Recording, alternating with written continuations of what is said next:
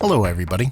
Welcome back to the Beer Massif podcast. On this week's episode, we're circling back to a little bit of homebrew make good as we did previously a couple weeks ago with Neil Cade of Gilded Skull. This time we're heading back up to that area and meeting up with Brian from Time and Materials Brewing. Been homebrewing for several years, been actually sending beer off to me for the video channel for quite some time, and has made that leap from home brewer to commercial brewer. A little bit of a unique story here. Instead of contracting or opening a standard brewery, he actually purchased a new home and made sure he could zone an area for that brewery so he could actually end up producing and selling beer kind of on a nano scale. So a lot of interesting stuff and a lot of different angles in the conversation ahead. So yeah, sit back, relax, enjoy a little bit of conversation with Brian Shirley of Time and Materials Brewing. What's going on, everybody? The beer Massif, who cares? It's all about beer anyway. Podcast coming back at you. It's been a bit of a hiatus because of COVID and because of me being lazy and all that stuff, but I finally decided to, and I've said this like in 4 of the ones I've recorded right now, so this is like old hat, but decided to kind of do this in a digital format. Record the podcast and also do video content and reach out to various people about beer and whatnot. We're not going to pigeonhole to just brewers. I'm going to do journalists, Instagrammers, freaking, everybody that does beer stuff. And there's a couple people that I really had top of mind when I started bringing the podcast back. And there was a couple people that actually went from the home brew to like retail brew during the pandemic, which I think is kind of crazy. And that's why we're joined by Brian from Time and Materials Brewing. What's going on, brother? Hey, buddy. It's always nice to chat. Although I think this is the first time we've chatted not on Instagram or Gmail. That's what I'm saying. It's the first time I've seen your face. I know, wild. Yeah. And voice, which is kind of weird because we've been kind of chatting back and forth for a while. I was trying to figure out how long it's been. 2 years, something like that. Yeah, something crazy. That long. Yeah. So what's going on, brother? How's life? I can't complain, man. Hopefully doing a release this weekend, ? So I've only had one pro release so far, and that was a beer that I didn't intend to actually release to the general public, but it went really well. And the one we're doing next is going to be 2 different beers, and it'll be a New England IPA and a session porter. And the New England IPA is 2 local hops, like 1 cheater hop, and then both beers are all New England grown and malted malt. If you don't make a beer called cheater hops, I'm going to punch you in the face when I see it for the first time. Anyway, I mean, you know what? Scott, I think Scott Janish has one specifically called cheater hops. Okay, fair enough. But I mean, that's pretty cool. I mean, like you said, you had one retail professional release, and then you're coming out with 2 now because you got your actual license to actually sell to the public a bit over a month and a half ago. I honest to God, I couldn't tell you. I want to say like February, maybe, whenever the hell that was. Because I submitted everything. I started all the paperwork in like November, and for me, I need federal approval that comes from TTB. You need FDA approval. For Massachusetts, you need a special type of surety bond that just, like, in case you never pay your taxes. It's basically insurance against that. And then you need the state licensing. So then each one of those chunks took like a month and change. So it all kind of blurs together. Well, let's unblur it. Let's start from the beginning. Before even the brewery started, like, what was your journey in the beer to the point where you started homebrewing? Was it like the classic kind of just go ape shit on beer when you first discover it? Did someone specific introduce you to beer? Was it a slow burn? Like, how'd you originally get into beer itself? Yeah, so for beer specifically, it actually originated with my wife, and I want to say Hetty Topper. Okay. And I was a clear spirits kind of guy. And then she slowly got me into it. And then she actually was the driving force behind us going to Vermont and finding Hetty Topper. And I forget how many years ago I found the Facebook memory a couple of weeks ago. And for brewing, my buddy Jake that I used to work with, who actually used to brew with me, got me into it. And I want to say, and I'm sure he'll correct me, the gist there was he wanted a new hobby. He didn't have space in his apartment, and his partner said, like, hey dude, if you want a new hobby, you got to get rid of your other hobby stuff. And so I got all of his beer brewing stuff. And then that got really involved really quickly. But we started from the basics, which was great. The rule was like no fancy adjuncts, no crazy yeast. Like you start with the basic like smash beers, and then you slowly work your way up so you understand. Walk before you run kind of stuff. Exactly. Yep. And what was that setup like? What was that? Do you still use any of that original setup? Or? So I've gotten rid of, I think, either sold or given away all of it now. Like all of the beer that I use to make beer that I've sent you, I think is gone now. Either through like friends who wanted to get started up, or I joined a homebrew club like maybe a year before going pro, and then a bunch of guys in there, I would say like, hey, I don't want cost for this, but like, can you give me some beer money and like I'll give you all the stuff. So I was able to kind of like pass down a lot of the stuff that was passed down to me from other people too. So that keeping that going was important. So it was pretty much like Alchemist, Heady, kind of got you into things. Yep. But and then you end up getting I guess you get a brew setup through my buddy, yeah. Through spite. Get rid of your shit, otherwise you can't have a new hobby. Yeah, more or less. Always the best way to start anything through It really is. Yeah, of course. And but when does it go? Okay, I'm making beer. I'm gonna do this because you're doing it in an unconventional manner, and we'll get to that in the future in a bit. But when does it go from like I'm homebrewing to where I'm gonna try to make a niche for myself because it's a unique kind of angle you're taking at it? Yeah. So the push for me was actually one of the founders, Dino from Vitamin C.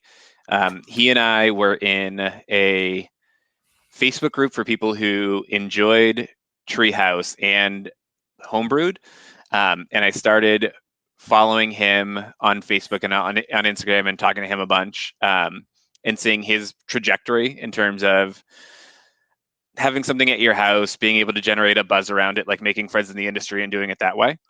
Mm-hmm. And I was like, oh, like, I bet I can do this. And then throughout all of that period, I ended up getting laid off from my job that I had with my buddy who gave me all the beer stuff. And then I used with my now wife's permission, I used my severance to buy the canning machine. And that was like my first big kick in the butt. Okay. And that was one of the more unique things. I've been sent homebrew multiple times over the years. I think you sending you're the second person ever to send me canned homebrew, but you're the first person to send me canned homebrew that was like clearly had an idea and an aesthetic that was kind of like, okay, this is going towards what I want to do. Because the cans were, you know what I mean? Everything was packaged and presented in a professional manner. First off, before we get too deep, time and materials, why? What's that? Yeah. So my buddy who gave me all the beer stuff, we were brainstorming one day and we were brewing all the time, and I wanted a way to give out the beer and have some like central tracking point to it. And I didn't want to say like Brian and Jake's beer and like have it written on Sharpie. So we ended up brainstorming a bunch of names, and Time Materials was actually the second one we came up with. And Time Materials was a common way of billing. We both worked at an advertising agency, and that was a really common way of doing contracts.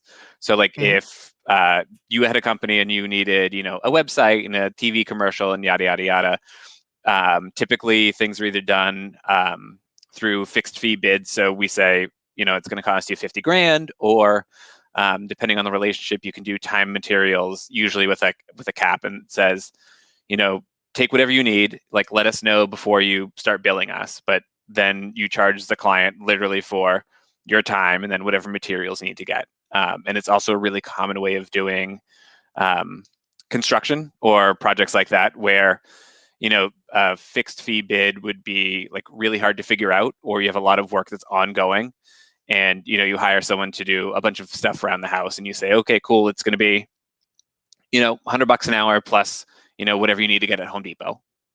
Well, no, and that's one of the reasons why I asked it, because it's like, the name in and of itself is like just like so simple. Like Yep. it's complex and simple at the same time, because it's like it's obvious. You know what I mean? Like it's like beer It is just fit obviously perfect. time and materials. And it just makes sense. Yeah. So it's not like one of those weird names. Like you see some breweries come out with names, and you're like, I think they're just trying a little bit too hard Yep. with their name, but it ended up being a little bit kind of just so simple. It just kind of works. So from the get, minus the font design, from the get, I Yep. actually enjoyed the name. Yeah. Hell yeah. Quite a bit. So like, when do you go? Okay, so you get your setup from your ex coworker. You start brewing. You start thinking about producing beers, putting them into cans, and kind of just generating generating buzz, Yep. generating something about whatever. When do you start? Like, what's your roadmap to that? Like, you obviously sent me beers. Obviously, I'm not the Yep. only person who sent beers. Was there a calculated kind of roadmap? Be like, okay, I'm gonna can this. I'm gonna send it to these people. So hopefully, it works, because you could send it to somebody. You can send it to anybody. Try to get like your name out there, but Yep. like especially like me, like I always hang my hat on the fact that I'm just not nice about stuff if Yeah. it's not good. So it's like where do you calculate, like, I just want to generate a name versus I also want to, you know what I mean, get a little bit of feedback that is not necessarily my friends, because you tend to get just awesome. You're awesome, Totally. dude. Yep. All your beer is great, and like find that balance between getting recognition, getting some kind of buzz, but also getting a little bit of feedback that you might not be getting from yourself. How did that go Yeah. down? So planning and catalyst there was my wife and I bought a house 3 years ago, maybe. And my request in our house hunt was like my literally only my ask was that I wanted a dedicated area to make beer where I could like have a setup and have tanks and do all that kind of stuff. Because before it was like all in the kitchen, and I have to like break it down and then clean up and put everything in the basement, and it was a bigger pain in the butt. So luckily, my wife agreed to that, and we found a house that had that and met all of her requirements. And then thinking through kind of like the brand trajectory, I figured that if I was generating a buzz before you could actually sell stuff, there's like 3 ways that you could probably go about it. One, you could give beer out to randos, like local randos. Um, but the like relative return on interest on that is probably pretty low. Like, if you make the best beer in the world and you give it to, your neighbor, if your neighbor is a normal person, like no one else knows, hypothetically. Mm-hmm. The other route that I see a lot of people taking is going after like quote unquote like influencers. Mm-hmm. And then to me, as someone who through work has engaged those folks for different products and launches and everything, I know that for me that wasn't quite the route that I wanted to take, because the folks who engage with that chunk of content aren't necessarily the people who are going to buy beer. Mm-hmm. And like, who cares if I send beer to someone in California who has, 1 million followers, but the million followers are like all over the world. So like, Mm-hmm. great, now this guy in Istanbul like knows about my beer, but like that doesn't help in the short term where like the stuff is at the liquor store and I need someone to buy it. So the way that I went about things was one, finding people who were kind of dicks, who would be like really, really honest. Because there's no sense in like spending a lot of time and money and effort doing something and getting the same talk track back. And it's better to like rip the band-aid off and be like, okay, cool, like this is terrible for these reasons, or like this idea is bad. And a lot of that, if you're like approach people nice enough, you'll get the type of like feedback and information back that you would gain from, a consulting firm or going to school for a long time or any one of those things. So I ended up doing You might actually be the exception. The primary thing was I went after folks in the industry that I like their beer and respected. Um, and I went to those folks first and built those relationships and friendships first, like to gain knowledge on like how to do things and how to scale and how to do all of that stuff. Um, and to kind of get a bunch of exposure that way. And so like a lot of folks in the industry kind of in New England probably knew about me before like the average beer consumer. Because I'd find, okay, cool, like I really like this brewery, like let me track down who the brewer is and like see if I can become buds with them. Um, and it ended up like helping me out a ton in terms of people that like I was able to call a couple of folks actually a couple of days ago when I had a question about filing state taxes for bottle returns. So like in Massachusetts, Hmm. Yeah. every bottle or can that you produce, you have to pay the state 5 cents. So like I was able to, because I had this kind of nice fleshed out network, there was folks who had done everything that I wanted to do before that I could, call on, and I wasn't kind of shit out of luck. With you, I knew that I wanted feedback and reviews online. And so I looked at folks who are doing it on Instagram and folks who are doing it on YouTube. And once you like look at that chunk of like let's say 20 humans and think through who has an opinion that's worth a damn, who has half a clue of what they're talking about, and who has an audience. Somehow you snuck into like the overlap of that Venn diagram, Yeah. Yeah. where there Oh, fucking was Venn diagrams. You're speaking my language right now, I brother. know. Like there's a lot of folks who had a lot of like a big audience, but the content would be really inconsistent, and it would be like all this local beer, and then it'd be like paid content by Burger King or something. Um, or there would be like they'd have all these YouTube videos, but like they have no fucking idea what they're talking about. Um, and I want to say the way that I stumbled on you, my go-to for a while would be like I'd have beers, and then I would go on YouTube or Google and like look up the brewery or look up the beer to see like cool is like their video about the brewery or the beer. And Yeah. through a bunch of the Vermont stuff that I liked, you kept popping up. So like there was like podcast episodes with Jen and John from The Alchemist, or like Yeah. Hill Farmstead reviews, or stuff from um I was gonna say something from Maine, but like I want to say you have a couple from rock art and just like random stuff that I would grab, and then I would like half drunkenly go on YouTube and figure out like, oh, like okay, cool. What else is there about this beer? Like, let me learn some more. Okay. Okay. Fair enough. Yeah. I mean, the John from Alchemist, Kimmich, fucking interview is probably my favorite one I've ever done. Yeah. Just 'cause how awesome of a dude he is, Yep. and just how not full of shit. You know what Yeah. I mean? Like most people are. So, um, no, and you were talking about you're actually this was it.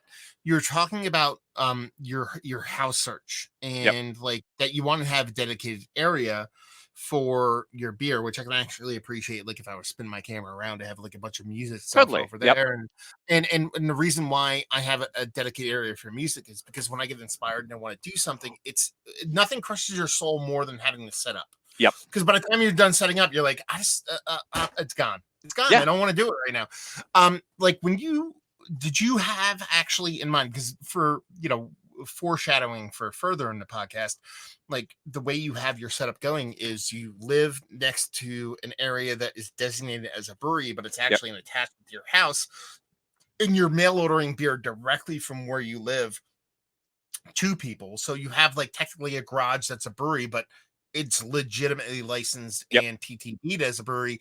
Like, was that the ultimate goal? Like when you were planning for that place to brew, was that you knew you had to do that, or you wanted that and eventually figured out how to compartmentalize that area into a brewery? I would say probably a little bit of both. I want to take so I knew I wanted a dedicated area for brewing. At that point, I did not know that I could figure out how to do it commercially. Um, and like I had no probably not no interest, but it wasn't a fleshed out plan in my mind to say like I definitively want to go pro. Yeah. But we had the brew space, and then I got a bunch of the equipment, and through friends and acquaintances that I've made, um, I looked to see the feasibility of like, okay, cool. I know there's a number of folks who are doing breweries on residentially zoned space. Like even like the old Lawson's Brewery, the 7 Barrel Yeah. is on his property. Yeah. So like I knew conceptually, like at a federal level, that was probably okay. And then I did a bunch of research, and scoured for examples of people doing it out of their garage. And so like going from a dedicated structure to something that was like already existing. Found some examples of that, talked to them, and then figured out what the federal and state guidelines would be that I would have to meet. And largely it's about um, protecting taxable goods. So like it has to be a dedicated locked area that has a dedicated entrance and exit, and you cannot go through a living space to access it. Okay. Um, so there is a door between the house and the garage that you can access from the inside, but that has a lock on the garage side. And then the garage has a dedicated door from the outside going in. Okay. So, and that's the funny thing about politics, or not politics, just zoning and all Yep. that kind of stuff, where it's just like logistically. So, what you're saying is you want a dedicated spot for brewing, but eventually you wanted to move to this stage and just happen to have the setup that Yeah. was, you didn't think about it beforehand, but it worked Yep. out that you could do it that way. Now, how big of a batches are you brewing at a time? So I When you're have a half barrel system, so that's 15 finished gallons. And I actually just okay. ordered a 1 barrel fermenter. So like in totality, I could probably do maybe 3 barrels here, which Okay. is, what is that? That's 30 cases of beer at any Yeah. given time. I think Okay. a barrel on a good day is 10 cases even of tall boys. Okay. And you said you've already done one release, which was how Yep. how much? So that one was just a half barrel, and that release was there's a brewery that's going in up the street that I became friends with, and we wanted to do a collaboration anyways, and then the plan at that point was they needed beer to open before the system got installed, and I wanted to have beer on the market. So we brewed this collaboration, and then we were going to use this beer as kind of the blueprint for the contracting facility and to do some pre-sales with retailers. So I'd be able to go to a retailer and have packaged beer in hand and say, hey, look, this is the exact beer that we're doing. In a month, I'll have 300 cases of this. Like, do you want to buy some? Um, and then the contracting facility ended up getting really busy. And I was just going to give it out to friends. And then my wife was like, hey, dumbass, you have to pay taxes on this anyways. Like, why don't you sell it? Like, why isn't this release number one? Yeah. So it's still the kind of DIY sticker labels that I've sent you. We since have like fancy town labels. Oh. And it ended up going out really well. And it was a good smaller test run. So it ended up being that and this probably gets into stuff that we'll talk about later, but like got the mail order stuff all figured out, got all the packaging, figured out how long it would take me to actually like send everything out, and da da da da. So it was a nice like low stress entry point for a release, and then hopefully doing another one in the next couple of days. So you move from you purchase this house, you zone it Yep. out to where you can actually like send beer out in the mail. You're brewing and adding equipment to the point Mm-hmm. where like you can like can beer, you could sell beer, do all that kind of stuff. Let's kind of circle back a little bit, go a little bit towards the beginning. Like, I'm sure over the years with you, like drinking beer, home brewing beer, wanting to become professional, getting to the point where you're actually selling beer to the public, like when did you formulate, or is it ever evolving? When did you formulate like your core ethos of the brewery? Like, what is it? Yeah. Is it mixed culture and hazies? Is it everything? Is it what do you want to do with Time Materials ultimately, at least for the next couple of years? Really good question. And for better or for worse, through my bazillion years in advertising, like that kind of brand work is stuff that I did for a day job. Yeah.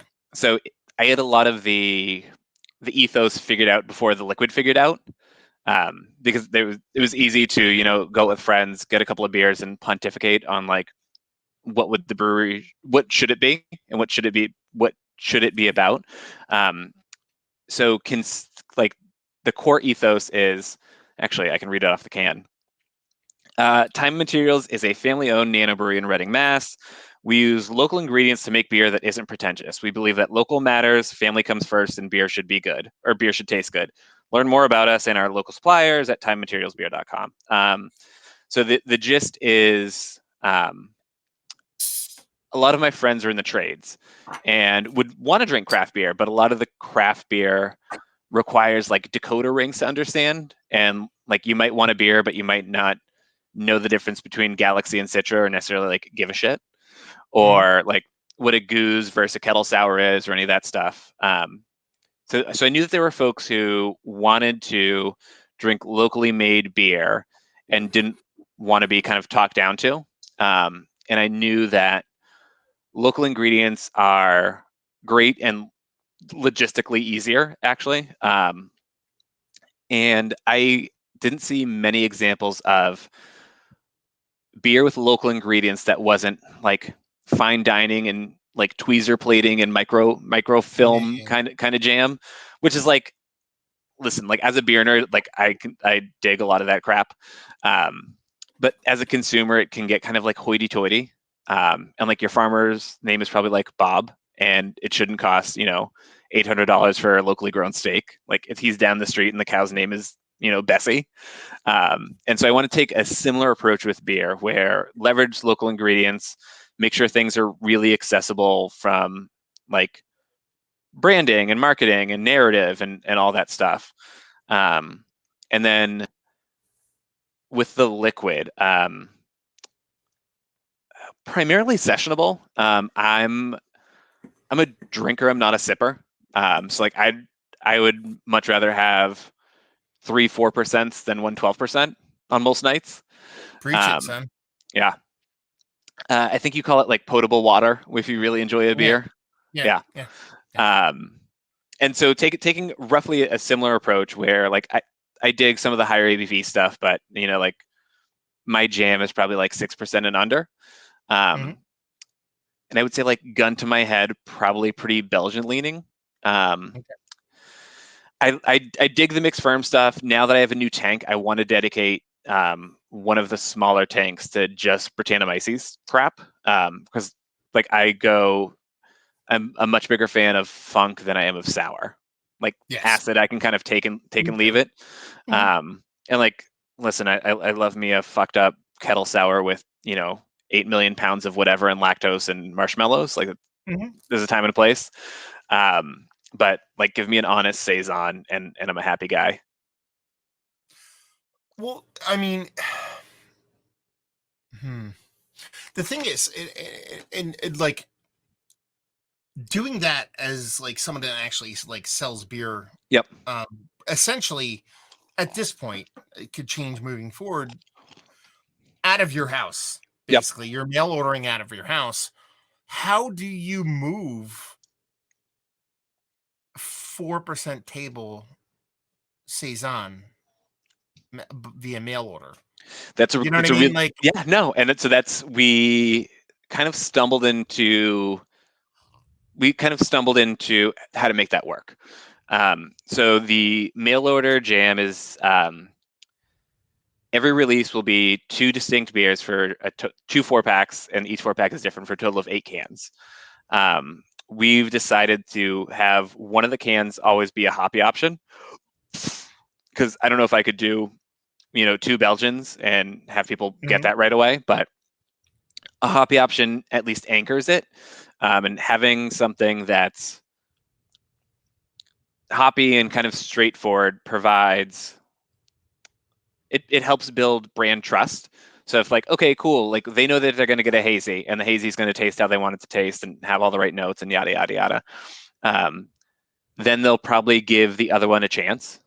And so like not quite sneaking it in there, but almost. Well, I'm curious. I'm curious about that because, like, I noticed on your website, even though it was sold out, that was the same option for the first beer, which was Yep. like you could only order 2 4-packs at a time. Yep. Like most people are leaning towards wanting to do split 4-packs, so Yep. you're doubling down on 2 4-packs Yeah. as opposed to whatever. Do you think that's a viable like option? Do you think I don't people will know. resonate with that? You don't know? I think it'll be the mail order beer thing it'll be interesting to see how it plays out as COVID restrictions lift. I think it's really popular right now because folks are cooped up in their houses and you're like, for me, like I'm physically here to sign for an order. But like when I go back to the office, I'm not going to be here to sign for an order. And unless I can like explicitly schedule it for a Friday or something when I'm working from home, like my desire to do that like lessens a little bit. Not to mention, like you're kind and like I don't want to call it envious position, but Yep. for someone that like wants to do this kind of format and the pandemic happens, I'm not saying you're enjoying the pandemic, but Yeah. the mail order thing is going to start to get a little bit less prevalent, Yep. but and it was much more prevalent over the past year. So how do you leverage that? How do you take that, like, okay, everybody's ordering beer online to where everybody's gonna have this thirst and just go out and Yep. buy all their beer? Like how do you translate that to your So business? the going to market with really small batches, I had two options. One, you could sell to liquor stores or like COVID not exposed, but kind of forced folks' hands in terms of re-examining the laws about like mail order beer, at least in Massachusetts. Because it's not something that a lot of people, I don't think they looked into really heavily. And then I think as COVID came on, some of the bigger places that have legal teams in place like reviewed things on their own and figured out like, oh, actually, like we can probably do this.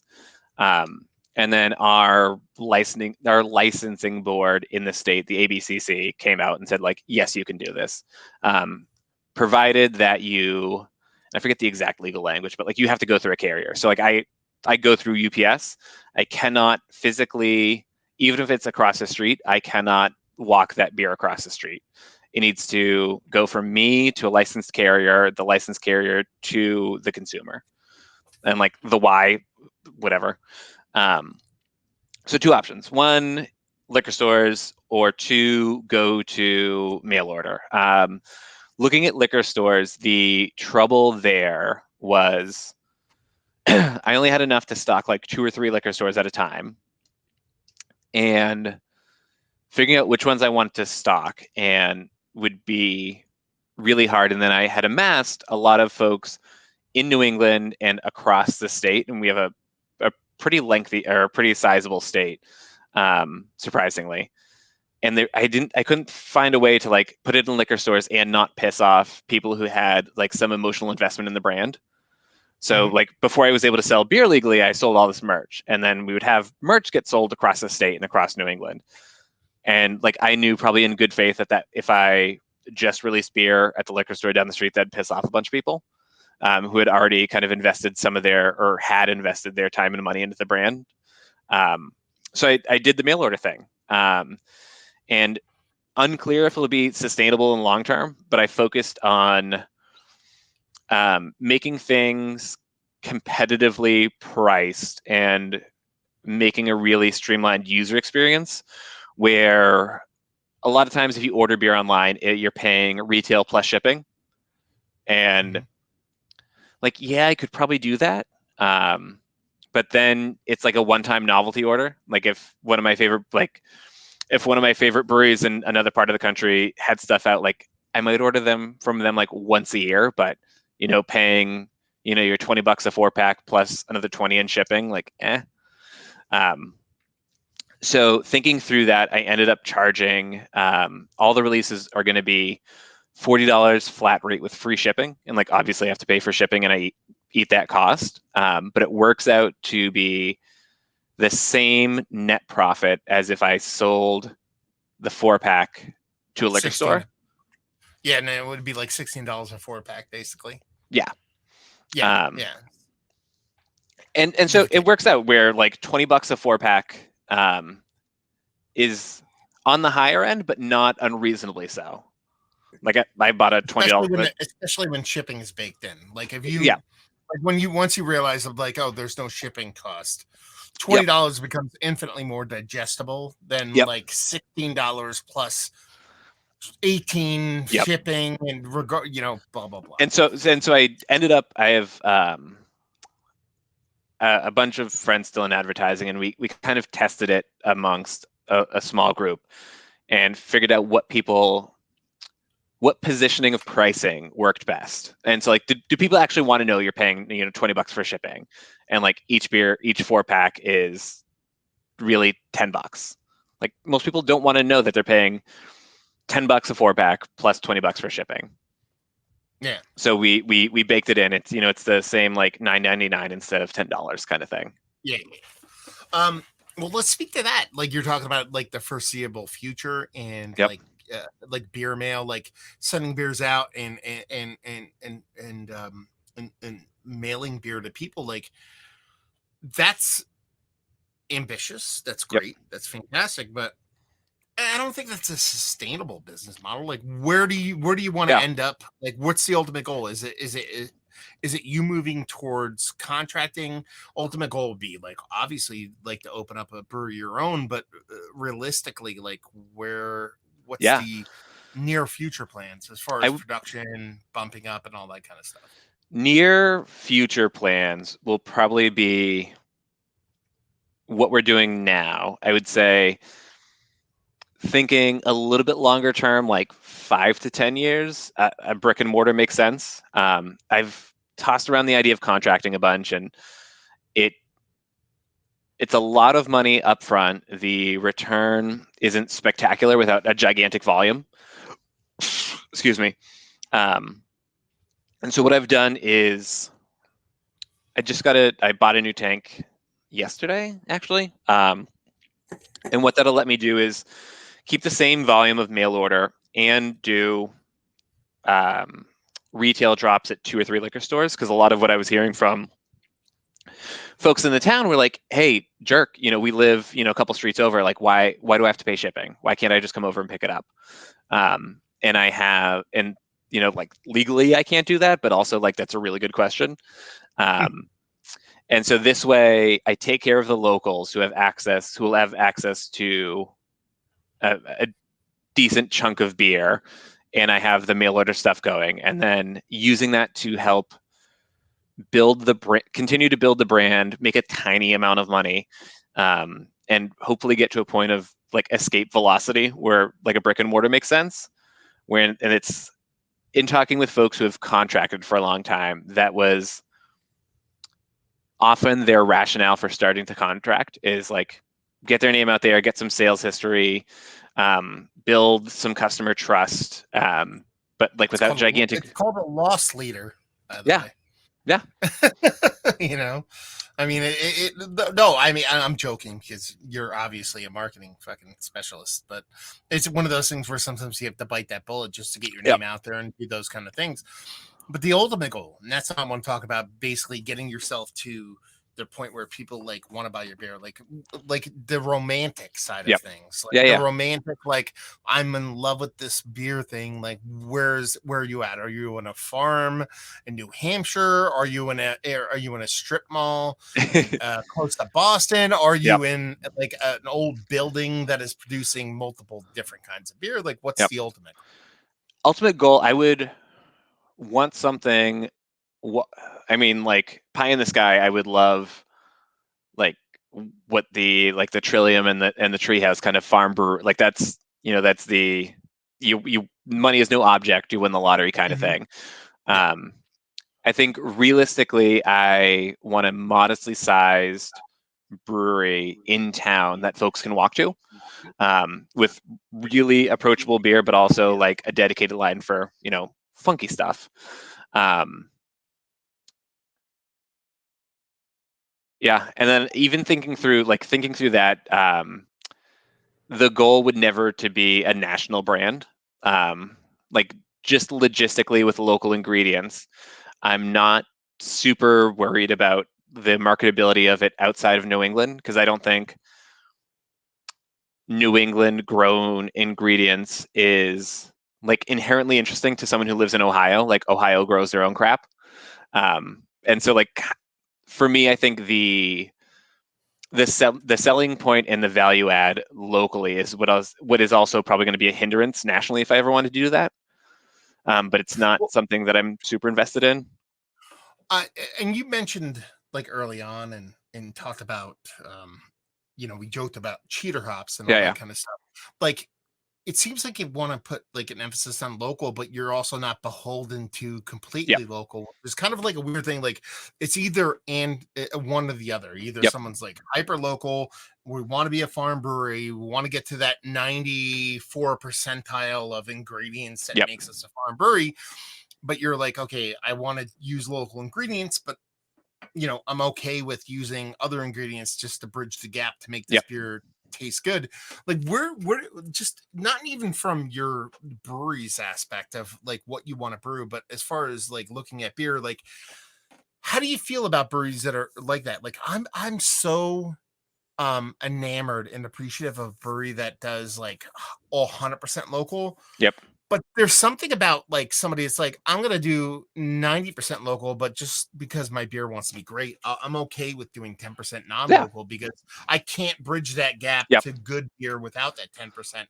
Like, what's the mindset around now? Those kind of things, because you push it a lot in Yeah, these I conversations. think so. And actually, that's kind of the gist of this. Is the other one that we're going to do. This is home field advantage, and the gist there is it's going to be a series that does two local with one like national or international hop, and it'll be a way to kind of sneak in a lot of the local stuff, because a lot of the locally for hops specifically, all the cheater hops are proprietary to their breeders. Um, Yeah, and so like you can't get like locally grown Citra. Like that's just not a yeah, thing. because it's trademarked and you can't fucking grow it. Yeah. Exactly. And eventually, like, I mean, we'll see. I want to say it's Amarillo is really close to having their like patent or trademark expire or whatever the hell it is. Well, it's Um, also the flip side. You couldn't grow good Citra up where you are if you even yeah. wanted to. So Yep. it's you know what I mean. Like, Yeah. it's like if it was open source, you'd be like, you screwed anyway. Exactly. Yep. And so the using local for folks who are beer nerds for hops specifically, I think can be a tall ask because none of the hops are like the sexy hops folks like Mm-hmm. want to go after. Um, so like it's the Cascades and Centennials and Nugget and Fuggles and Comets and all of those kind of like old school open source varieties. Um, and so the plan around the hops specifically was to use some of the local hops that I know are delicious and phenomenal and add in kind of like a little bit of extra spice on the top with some of the cheater hop notes that folks kind of know and react to. And then even talking to folks now, even like brewers locally, it seems like kind of a no shit that you could brew a New England IPA with New England grown hops. But it's not something a lot of people are doing. Mm-hmm. Um, but also like at the same time, like I love supporting local, but like Citra and Galaxy are so damn good. Yeah, and like that's the thing. Like, a lot of people see they'll see a beer and it's like, Sabro or whatever, Yep. and it's like, oh, this is it'd be like, that's like 3/4 Galaxy or Yep. Citra still. Exactly. It's like just like the only, like, there's a tweak in the hops there. It's Yep. not like it's still like half, more than half of all you Yep. drink hazy is Citra. But no, I mean, like, it's very romantic. We can get back to that point about doing the whole terroir thing. But when Yep. you're talking about like doing like locally grown, local ingredients, those kind of things, it translates so much better to, mixed culture, funky Yep. saison, all that kind of stuff. But it can be done with the hazies and stuff like that. And that's the thing. It's usually like an either or thing. Like if you talk to a purist or a brewer and they're like, oh, it's either 100% local or you just do your blown out kind of, Australian, unique kind of hops, but there is room for a mixture of the two. Like, Yep. be like, okay, fine. The base is Citra. It's like 20% Yep. Citra, but we brought a little bit of this over here. And that's fine. And you've had you've had Exhibit A beer, right? Am I crazy? Yes. Yeah. So Matt Steinberg, who owns Exhibit A, and I'm pretty sure it was him. He uses a lot of locally malted grain in his beer, and I remember, I don't know if it was a podcast or YouTube video or there's something that I saw and someone asked him about it. And his focus is he will leverage a small percentage of something really consistently all the time. And I want to say it's a specific kind of wheat that he loves that he puts into most of his beers or a lot of his beers. And he always gets that locally, and it might be 8% of the grist.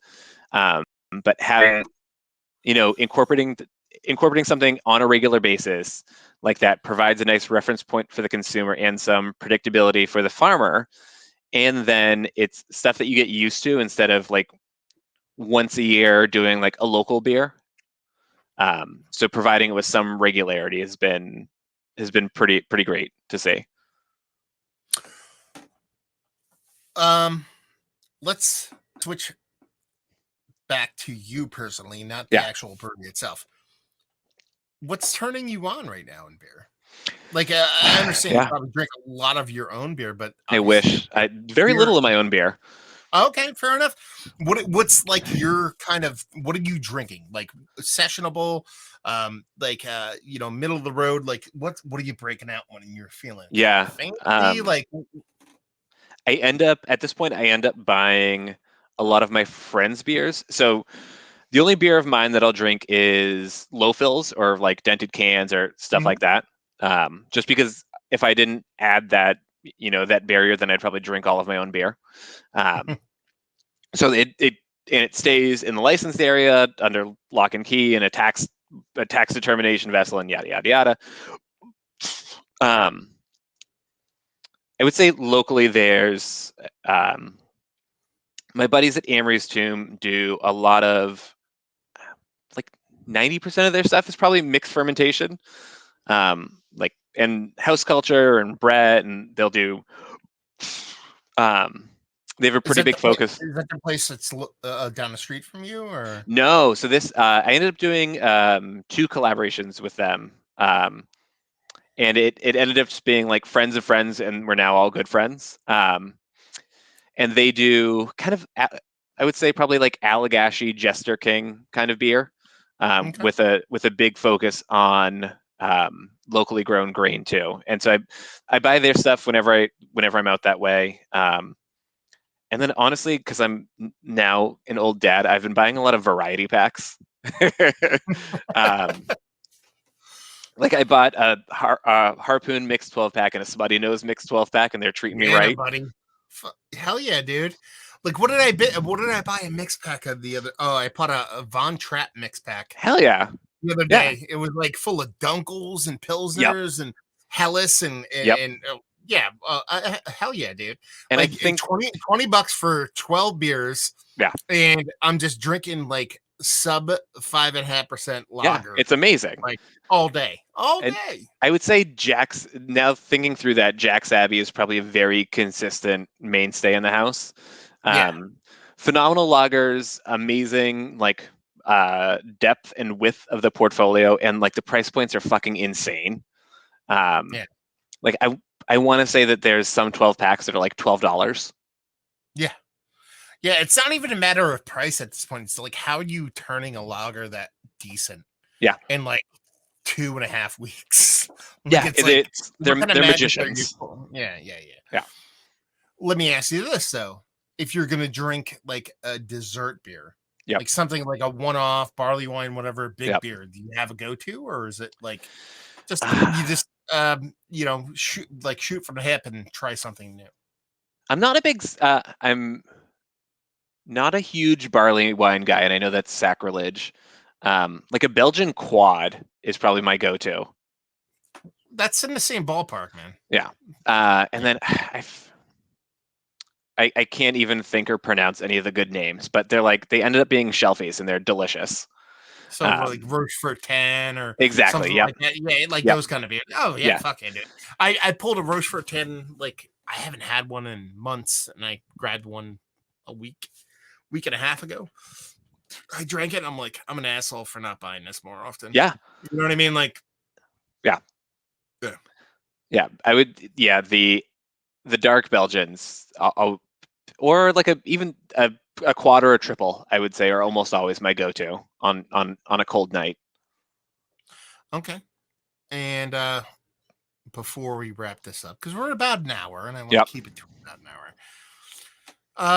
What shitty beer do you rip? Do you have a shitty beer that like you just like rip the shit out of? I wouldn't say it's shitty, but Miller Lite is a strong contender for one of my favorite beers of all time. Okay. For now, Miller High Life is I can mine. get behind High Life. I think I have a High Life in this. Yeah, I got a High Life Hell yeah. primed and ready right Yeah. now. But yeah, shitty beer, fuck the world. Because Yeah. every now and then you just want to rip beers. You know what Yeah, I mean? You if don't want to like I'm get out and get all fancy and hoity-toity. we don't do beer in liquor stores in Massachusetts, but like when I go up to visit one of my buddies in New Hampshire, there's a grocery store on the way back, and I'll usually stop there and get groceries for the week for the family, and pretty reliably get like a 30 rack of Miller Lite, and it treats me proper. There you go, brother. So tell the listening folks where they can find you. How do they find Time and Materials? At Time and Materials Beer on literally everything, and by that I mean, now that I said that, Instagram and Facebook. We don't really do the tweeters. I ended up meeting my wife on Twitter many years ago, and I've since hung up my tweeters. Oh, sacrilege, man! You met your wife on the Twitters. Yeah, and I figured it could get no better. So like, let me retire at the prime. I don't know, man. That's sad stuff. But anyway, check out Time Materials. If you're in Mass proper, you could actually order some beers if they actually have them available. If not, I'm sure if you reach out to me or Brian or whatever, we can see what's what and figure out what's what. Because I've given my buddy Keith a couple of your beers. Shout out to 93 Lumber. 93 Lumber. He's a gin junkie, so I had to give him one of those gin beers. Love that guy. So, yeah, Keith is such a good guy. He's, yeah. A misanthrope and just a negative Nancy, but I love him. Love that guy. The anyway, best people are. So yeah, if you have any questions, reach out to Brian Time Materials Brewing.com at Time Materials Brewing, or just reach out to me and go from there. So there you go.